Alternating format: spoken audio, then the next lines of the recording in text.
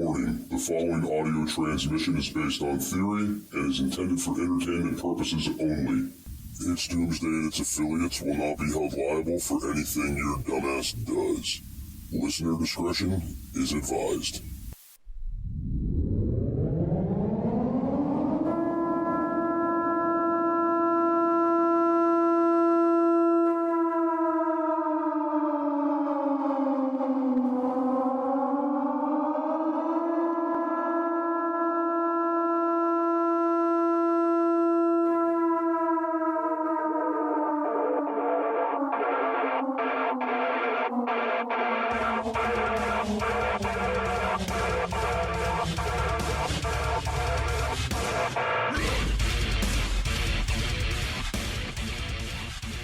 Welcome, everybody, to It's Doomsday Podcast. Today is May 2nd, 2023. Time is 4:25 p.m. And joining me in the studio, actually sitting right in front of me, is B-Man Jay. What's going on, dude? Not much. How you doing? I'm doing good. You know, I don't know how many people did you tell from, like, the Clapper people that you'd be out here today?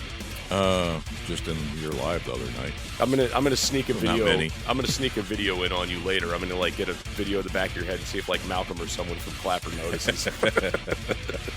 Sounds good. So yeah, Malcolm happened to be in the state of North Carolina. He decided he wanted to come down to the, or not Malcolm, sorry, B-Man is in the state of North Carolina. Man, decided, don't confuse me with Malcolm. You know, I'm imagining you're a lot taller than he is. A lot. He's like 3 foot nothing. I'm like, a lot taller. I mean, so when I'm watching your videos online, you look like you're about 7 foot tall. Yeah. I was expecting you to be towering over me when I got here. Anyway, so you're in North Carolina. You're liking it so far. Yeah. And I know you mentioned you were coming out here to visit a farm. There was some kind of farm you guys were checking out. We're going to go over to Love Valley. Love Valley. So I've never heard of that. What are they all about? It's just a horse community, I guess. We don't really know that much other than just looking on the internet. Gotcha. But it's a western town, and you ride horses around the town, and there's no cars allowed in the town. So like an old western style town? Yeah. Yeah. Oh, okay. I didn't know that was a thing that was in the area. Yeah. That's pretty cool, though. I might have to look that up later and do some checking in on that.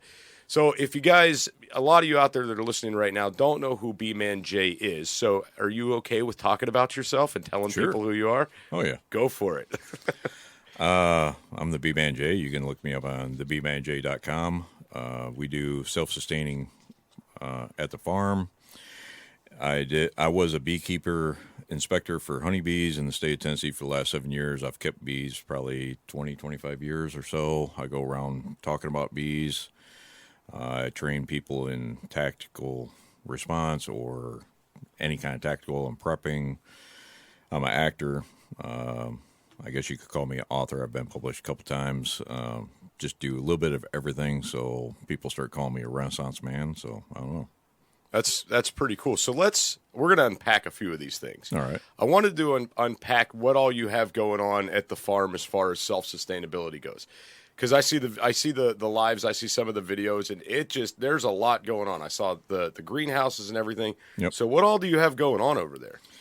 So the different greenhouses. The first one we got is, well, it's a low tunnel, as we refer to it, and it's through the Appalachian grant. For basically, the grant was through Berea College, and they gave us the low tunnel for free, and it's to help people start growing their own food again.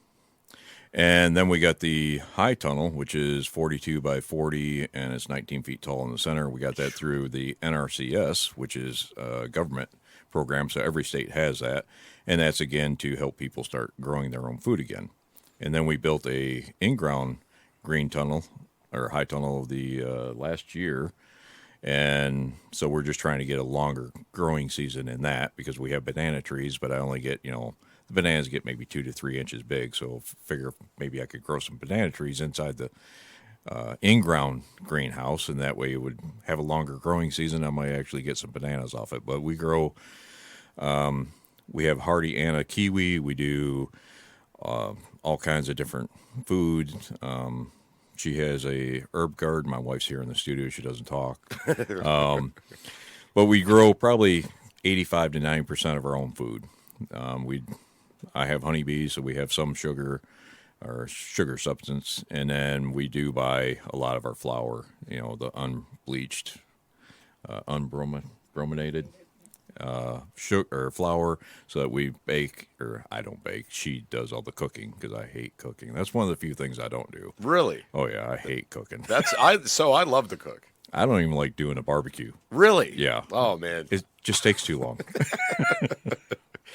I don't know. So I find cooking to be very therapeutic, and I like to experiment with different things. And in the self-sustainability realm, I've been trying to make my own ketchups and mayonnaise and mustards and things like that. And it's not having much luck, but I'm going to keep plugging away at it. I make a mean-ass barbecue sauce, though. There you go. Yeah, so that's that's good. why she should be speaking on here, because she makes her own ketchup. She makes her own applesauce, all that. So. Nice. I might have to get that ketchup recipe. Yep.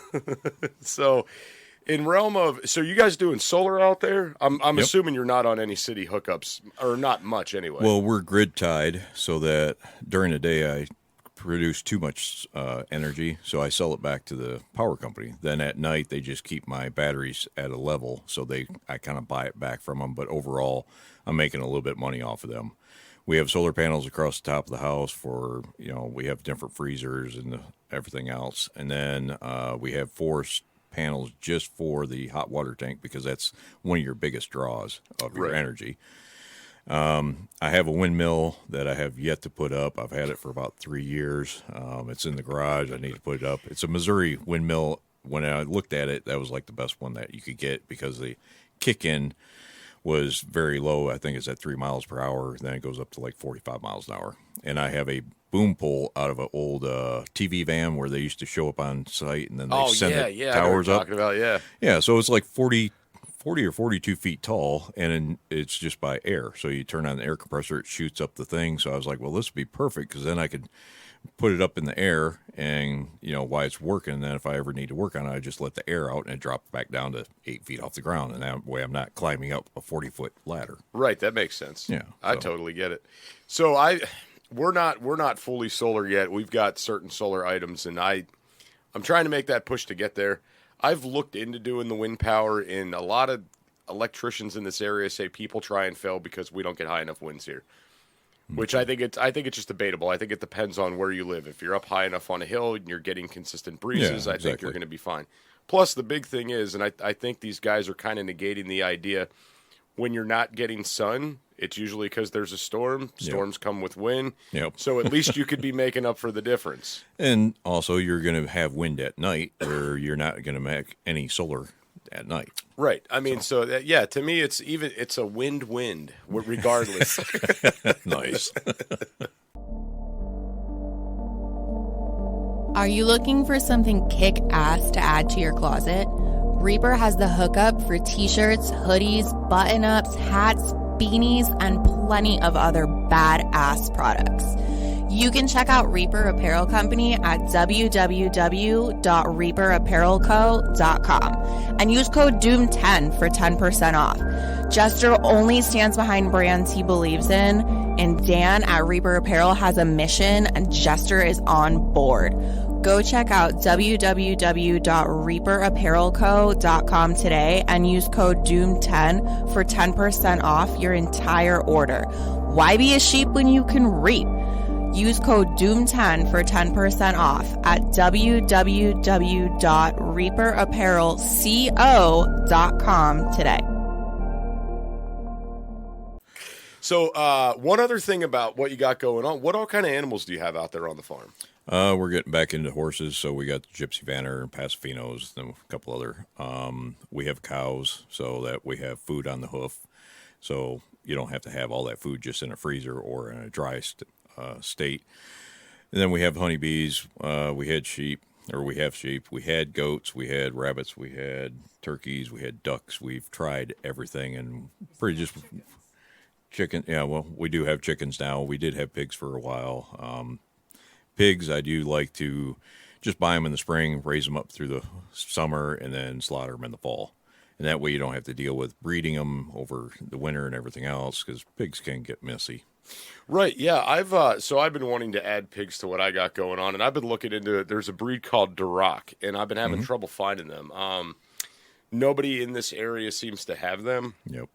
So I got to start looking outside of the area and figure out if that's something I really want to get into or not. I'm not sure. Right now, we got a bunch of goats that I'm actually trying to downsize. We got too many males and not enough females. So They eat well. they do.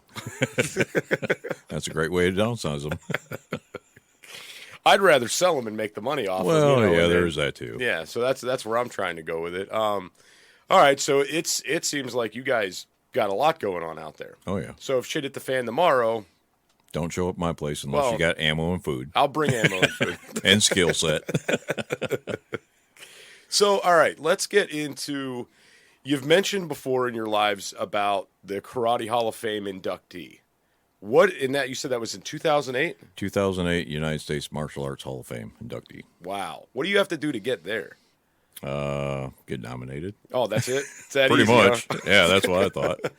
I wasn't even going to do it until my daughter, I think she was 10 years old or something, and she's just bugging me, Dad, you got to do it. You got to do it. Because I don't really care about the paper on the wall. It's about the knowledge that you have. Right. And so that's the only reason I actually went ahead and got inducted. So what kind of martial arts were you doing?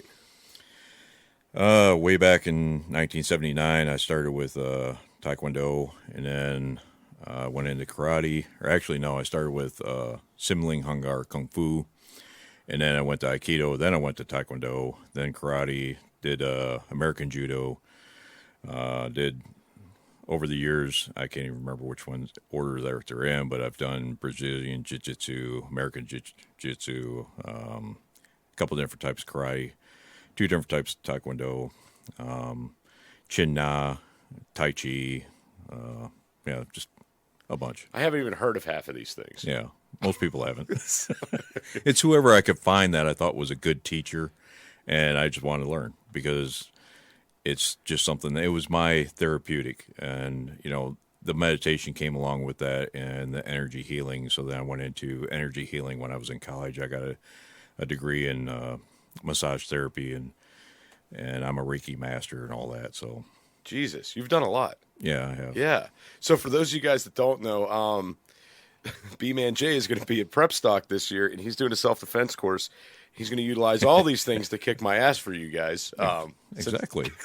It's going to be on video, right? Oh yeah, I'm hoping we do get. I got to get someone there to make sure they're getting good video of that, and because what's going to happen. Everybody's going to pull their cell phones out for that, and everybody's going to post little clips on Clapper, TikTok, or whatever. But I'm really hoping to get some good footage of that to edit later or put on YouTube. Oh, you don't want the footage where it's really good, and just as something happens, they laugh or they point the phone at the ground, or they're shaking so bad you can't tell what happened. Yeah, we're gonna try to avoid that and actually get some really good footage from that.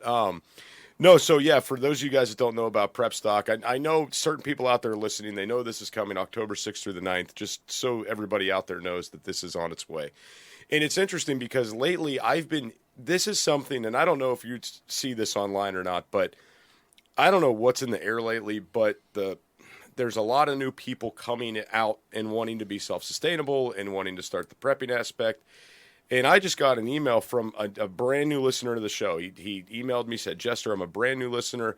I want to know if there's any events or anything to get started. And I said, well, let me tell you about Prep Stock. We got this coming up. So, but it's been a lot of new emails lately from people that just started listening, and they're starting listening because I think it's pretty clear that shit's hitting the fan. Things are getting really wonky. People are getting they're getting nerve-wracked. They want to feel better, so they're looking for this as a way to feel better. And True. I think that's why a lot of us do prepare and do prep up, is for the simple idea of, if shit happens, I want to make sure I'm okay. And putting back some food stocks or learning some skills, this is an insurance policy for yourself that if shit really breaks bad, you don't need to worry. And it's not so much this right-wing conspiracy side to this anymore. I saw a video a couple years back about this left-wing guy, and he lived in an apartment, and he's like, yeah, he was on the local news or something. He's like, yeah, we're prepping, we're doing this, we're doing that. And his biggest concern in the apocalypse was ensuring the safety of his cats. And Well, they're like family, right? Well, yeah, they are, but I mean, a cat's a cat. It's going to revert back to its instincts, and Yeah. it's going to do cat stuff, and it's going to be fine in the apocalypse. In fact, cats will probably thrive. There's a lot of people out there that theorize that the house cats and the dogs will all become feral, and they'll be running everything with the way they breed and their know-how. They'll pretty much take over, and there'll be these packs of wild house dogs roaming the country. It's an interesting thought. Yeah, interesting. Well, the thing with prepping is, and since I was in the military back in the 80s and I got out in 90, I've always had friends that are conspiracy nuts and everything else. And some of them go way over the top. And other ones are, you're like, that actually makes a lot of sense. And other ones are like, whatever. But the prepping, everybody swears, we're at that brink where it's just going to break down. It's going to be next year. And I've seen this since the 90s. So I do think we are getting closer because of the way the world is getting. And it's getting crazy. You keep hearing all these strange things. But the big thing is, most people don't realize, they're like, they have all this food stacked up. What about water? Mm-hmm. You can live for 40 days without food. You can only live 3 days without water. So you have to have some way to have water. Either move closer to a stream or at least know where the streams or lakes are, and then, have something like a life straw or capability of like that so that you have clean water. Right. Because if you don't have the water, you're going to get dehydrated very quickly, and then it doesn't matter how much food you have. Right. So it's, it's all of, everybody's got their go bag or their bug out bag, whatever you want to call it, but they don't have a route from their their home. Most of us work outside the home much more than we're at home. You come home, but even then, if something happens and you're at work, you're 20 miles away from home, and the transportation lines most likely are going to be shut down first. Do you have enough food in your pantry for when disaster strikes? Go to www.readywise.com and utilize code DOOM10 for 10% off your entire food order. ReadyWise offers long-term food storage items such as chicken and beef that last up to 15 years. But that's not all. Go to www.readywise.com and use our code DOOM10 for 10% off of organic food as well.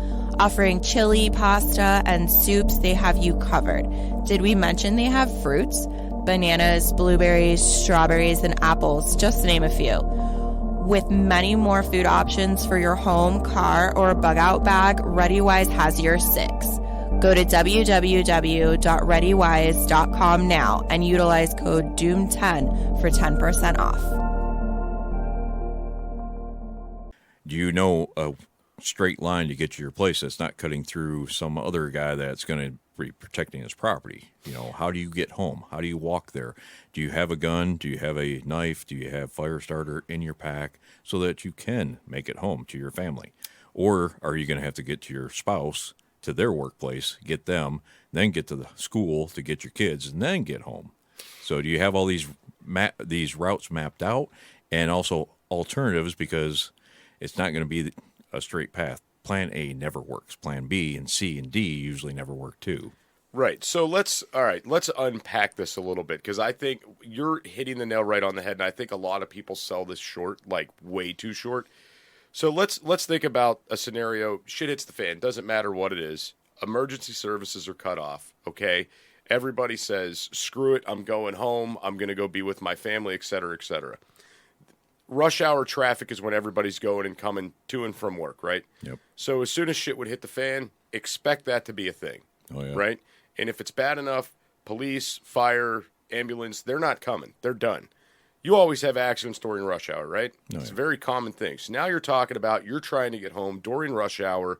Nobody's regulating the roads. Nobody's showing up to accidents. So now what you have happening are these huge traffic jams. So your 40-minute commute now just became 4 hours on foot? Yep. I mean, if you're lucky. Yeah. And this is going down the same populated highways that everybody else is going to be going down. Yep. Right? Not to mention look, Americans are very out of shape. They can't, a lot of them could not make this journey. So now you're in a position to where you have a bunch of people that are having all these issues trying to get home. They're dehydrated. Maybe some of them are stroking out, going into cardiac arrest. having breathing problems, et cetera, begging for your help while you're trying to get home. And your medicine, is it at home or is it in your bug out bag? Right. Water, is it in your bug out bag? And you mentioned being out of shape. After shit hits the fan, do you have a way to grow tobacco? Because there's a lot of people that smoke out there. Well, so yeah, that's, I've actually been trying to get my own tobacco growing, and I've had horrible luck with getting seeds started. I have no idea what I'm doing wrong with this stuff. But that's not good. No, I don't know. I don't know what it is. I'm getting seeds, and I'm doing everything the internet says to start them, and they're just not coming up. I have no idea why.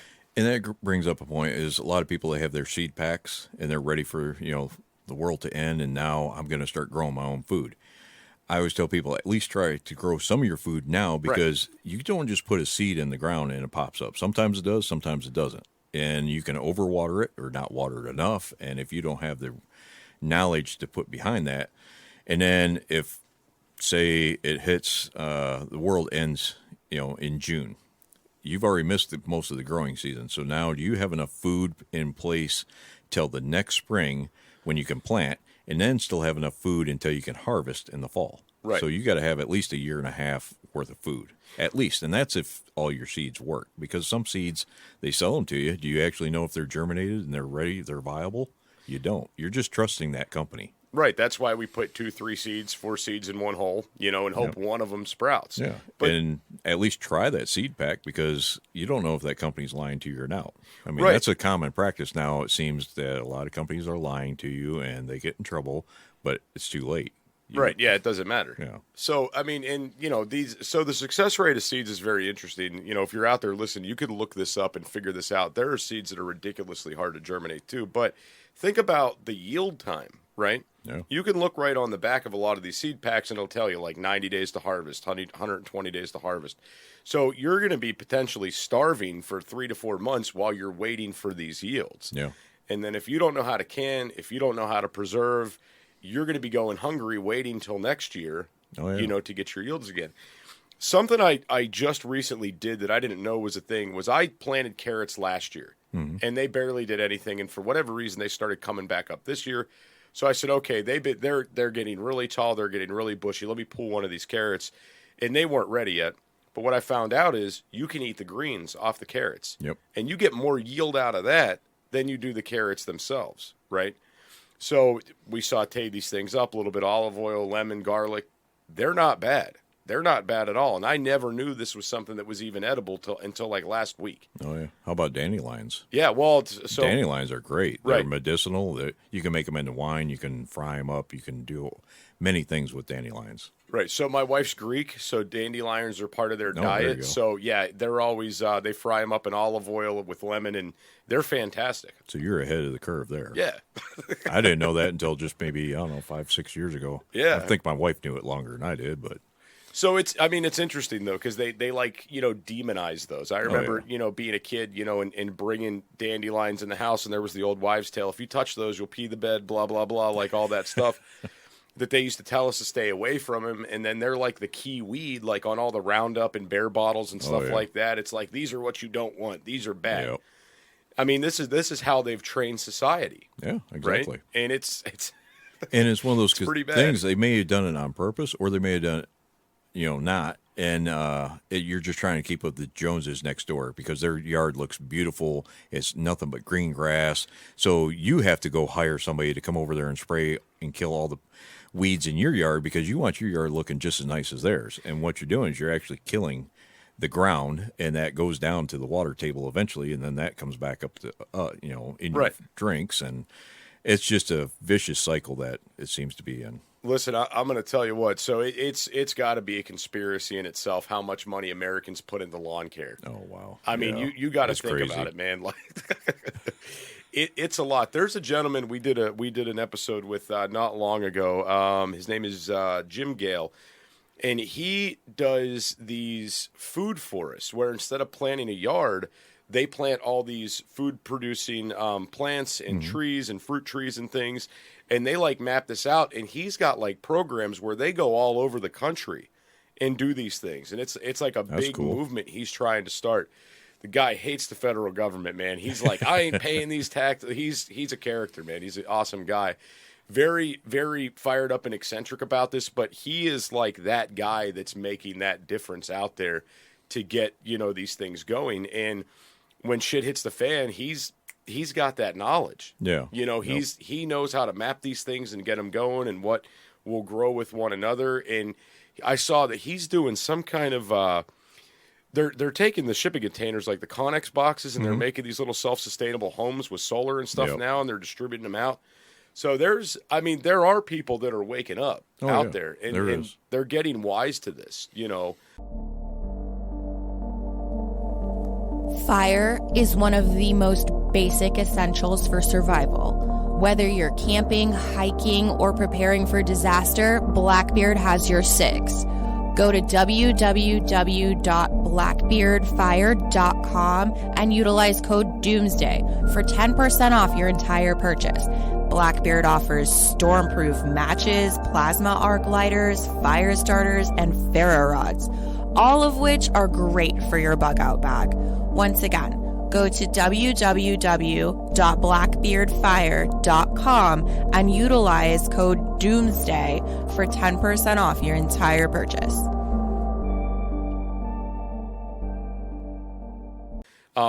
I think this era of, graduate high school, go to college, get an admin job, be stuck in an office all day, just have your little apartment and be happy and rely on, the big corporations for everything. To give you a great retirement. Right. Now they're figured out, well, hey, if I fire these people when they're 50, I don't have to pay their retirement. Right. And then I can hire these young people. A lot of them aren't that, well, we'll skip that. Right.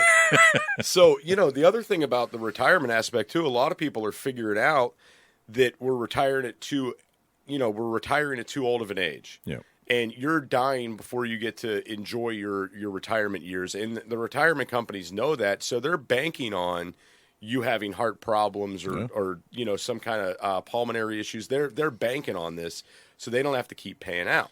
Yeah, years ago when I looked it up, it was probably back in the mid-'90s or late 90s, it's 34% of the people don't even make it to age 30 or 65. So 34% of the people aren't even going to get their retirement. Right. And then you get other people that look at that and they're like, well, then I'm just going to spend everything I got now. And then when they hit 65, they cannot retire. Right. So now they're working as a greeter down at Walmart because they cannot afford to retire. And it's like, you need to start putting money away now so that you can have somewhat of a lifestyle when you want to retire.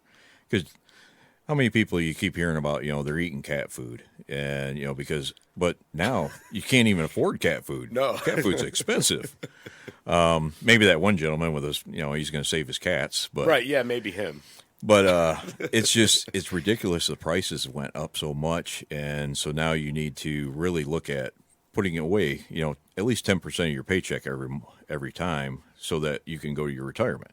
And if you know you're going to die in the next 5 years because you got cancer or whatever, at least you have money to spend and quit your job and spend in the last 5 years of your life and go have fun with, other than, hey, I'm 72 years old and I still got to work because I cannot afford to quit.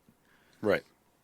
And a lot of people are in that position right now. Like my father's one of these people. He's in his 70s, but he can afford to not work, right? But you have a certain lifestyle. There's certain things you enjoy doing. You don't want to stop. So he'll keep a job where he's at till the day he dies, or he's in such poor health he can't do it. But he gets his Social Security retirement. He gets that full ride. He gets mineral right payouts and a couple other little things. So he doesn't necessarily need to be working. Everything he has is paid off, but it's just the idea of what else are you going to do with your time? Yeah, and some people need to stay busy. Yeah. And they need to have a job to keep doing something. And I've noticed people that have no hobbies outside of their job. Right. When they do retire, they only live about 6 months to a year at max because it's such a abrupt stop of doing something every day, and now they have no other hobbies and they just deteriorate and they die. Right. And I've seen that so many times when I was working at the post office. These guys would retire and the post office was their life. And I'm like, well, he ain't gonna be around much longer after he retires. And sure enough, and it's like, man, that is horrible. Wait, so you worked at the post office too? Yeah, I did 25 years at the post office. Damn. Yeah. Yeah, I'm one of those people that hate the government, but I worked in the military, then I went to the post office, and then even my honeybee inspection job was working with the state of Tennessee. So I've worked for the government all my life. Wow, that's interesting. So so like one thing I definitely wanted to ask you. How does the acting world feel about the self-sustainability stuff in the prepping? Because I know that this is like, it's still depicted that this is like a right-wing, crazy conspiracy thing. So how do you get work as an actor and be like, yeah, I prep and I do self-sustainability stuff? I tell them about the honeybees, and then I leave it at that. Because honeybees are that kind of leftish, liberal thing, and we're going to save the planet. Yeah. Which is great, and I love doing that, and I want the planet to survive for my grandkids or great-grandkids, but I don't bring up politics, I don't bring up all this other stuff on set, because you remember Kevin Sorbo from Hercules? Oh, God. Maybe? I don't know. I'd have to see his face. Well, he did like 8 seasons of Hercules, and where did he go? He disappeared. The Dukes of Hazzard, I can't remember which one, the blonde guy, he disappeared. They're big conservatives. You see them working a lot? No, they're doing their own movies because Hollywood just hates them. You talking about the new Dukes of Hazzard or the old? No, Dukes the of old Hazzard? Dukes of Hazzard. He just disappeared. The other guy, the guy with the brown hair, he got married and he got out of Hollywood because he didn't like it. But the other guy, he's real conservative. He's doing these religious movies now. He's funding everything himself. Same with Kevin Sorbo. He's very conservative. He's doing all these movies. He's paying out of his own pocket for these movies because he cannot get a job in Hollywood because they know he's conservative. Right. So that's why I just don't bring up anything on set. Yeah, don't put this on your IMDb. Yeah. This would be one of those career-ending things. No, but I gotta imagine that, like, with the leftist side, if you went in there, like, buzzwords would be okay. Like, the bees are okay. Yeah. Self-sustainability is probably okay. But whenever you'd get into the anti-government or gun rights or anything like that, it's any of that. Yeah, that's probably a heck of a no-go. Yeah.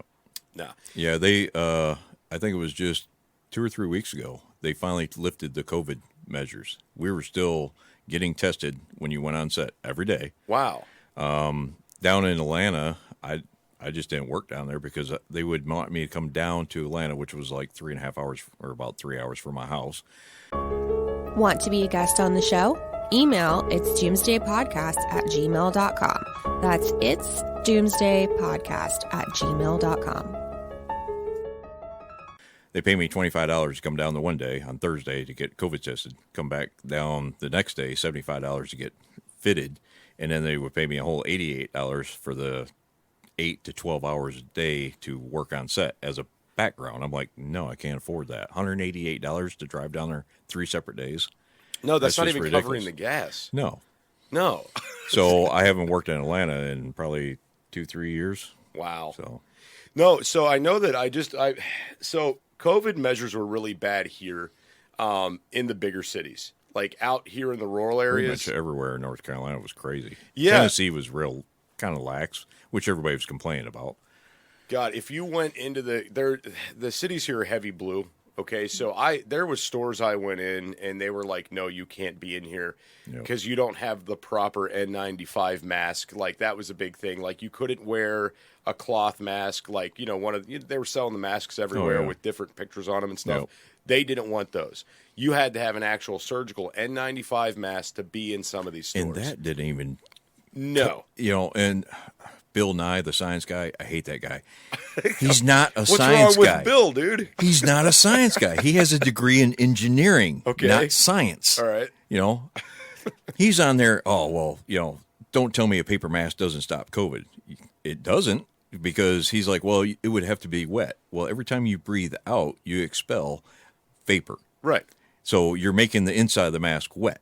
And then one of the biggest things that drove me nuts about the mask was I was in the military and you were taught the proper way to don a mask. And then when you pulled it off, you folded the inside where your face was in on itself, and then you stored it. People are pulling off masks and they're hanging it from their mirror. do you realize that COVID is floating around your car and now it's on the inside of the mask and you put it right on your face? Remember when they said something like, yeah, leave it on your dashboard. The sun will kill the COVID. Remember that shit? Yeah. It's like, no, it's not. We were first told it could live on the surface for 10 days, but now the sun's going to kill it? Yeah. Well, then why don't we just have sunlight on everything? Oh, my God. Yeah, it was so much back and forth, and it was like you didn't know who to believe or who not to believe. Right. So, so for the record, though, since this is all over, I hope everybody learned a valuable lesson from this, that mainly everybody that was saying stuff was full of shit, right? That way, if this happens again, they won't be buying into this crap. Yeah. And I did see that they just took the waiver away for not the waiver. They just took away the federal mandate for vaccinations. Yeah. So that just happened. So I don't know what that's going to entail or how they're going to spin that in the future. Well, I think it was all a test run because there was, I think it's called the Milgram experiment. It was done by, I believe it was Berkeley, and they were trying to figure out why Hitler had so much power back in the day. So they took an actor and they introduced him to the student, and they had several people stand there, and the student would meet this actor. He didn't know he was an actor. He thought he was just another student. So they put the actor behind the wall on the other side, and then they bring the student in, and they hook him up, or they sit him down in front of this huge electrical board. And they're like, all right, so here's the deal. And the guy that's telling them what to do is in a lab coat. And he tells them, all right, so you're going to ask the person on the other side of the wall. He's hooked up to the electrodes. You ask him a question. If he gets it right, great. And if he gets it wrong, then you give him a small shock. And each time he gets it wrong, you increase the voltage, and it shocks him a little harder. So, and they were just simple questions. What color is the sky? The guy's like blue. And then it would get a little bit harder, and eventually he would answer something wrong. And they would shock him, and the guy's like, And each time he would get something wrong, and he's purposely getting the answers wrong. And he would start yelling louder and louder. And then at some point, he's yelling, just disconnect me. I'm done. I want out of here. And the guy in the lab coat is telling the student, no, it's all right. He signed up for it. And most of these students kept zapping him and increasing the voltage. And this guy's just screaming bloody murder. And at some point, he's quiet. It's all right. He probably just passed out. Just ask the question. If he doesn't answer, then shock him again. And they would still shock him. And it's because somebody in authority is telling you what to do. So that's why Hitler had all this power, because he was in a position of authority. So when the government comes out and says you need to get the vaccine, they're in a position of authority, and you're going to do it because you're looking up to these people. You're a follower. And that's where that sheeple came from, right. Which is crazy because you listen to the Democrats and they think the Republicans are sheeple, and you listen to the Republicans and they think the Democrats are sheeple. So we thinking about each other, so it's just crazy, And then there was a university came out and they said, Republicans, was it 43% of them thought, they believe the fake news, and it's like, no, we think it's the other way or whatever. It's just crazy. They got us arguing about nothing. Right, exactly. It's a divide and conquer. That's all it is. No, I'm on the same page with you. If we get into this, we're going to be here for an hour. Oh, yeah. Yeah, I started you on politics the other night, so let's get off that. Yeah, let's get off that. But anyway, we're about at our time frame here for recording. So, Jay, you got anything you want to add for the people out there that are listening? Be prepared, no matter what it is. Prep food, definitely have a long-term supply of water. Get a gun and prepare yourself with it. Do a lot of dry training. You don't have to shoot bullets down range. Do dry training with an empty magazine. Throw the magazine in and out of the gun. Bring it up on target. They sell some great interactive targets now that actually you can use it with your phone. It'll tell you where you're hitting. Get trigger time on your gun. They make Snapcats. They make all kinds of stuff. So just be prepared for anything, because and also get a ham radio. You don't have to get the license, but you should, because when the hurricanes hit the different coast, all the cell towers get knocked out too, and EMS and police, everything else, they rely on the ham operators to let people know where they need help, because the ham radios do not go down.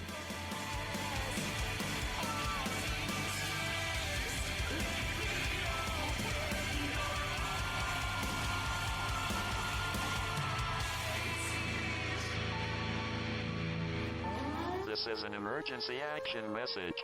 At approximately 1 a.m. Eastern Daylight Time, NORAD is tracking 15 ICBM nuclear missiles inbound to the following cities: Orlando, Miami, Pittsburgh, Dover, Newark, Richland, Philadelphia, New York City, Baltimore, Los Angeles, Las Vegas, Boston, Seattle, Detroit. This is an extremely deadly situation. Stay tuned. The next emergency message will be a presidential address.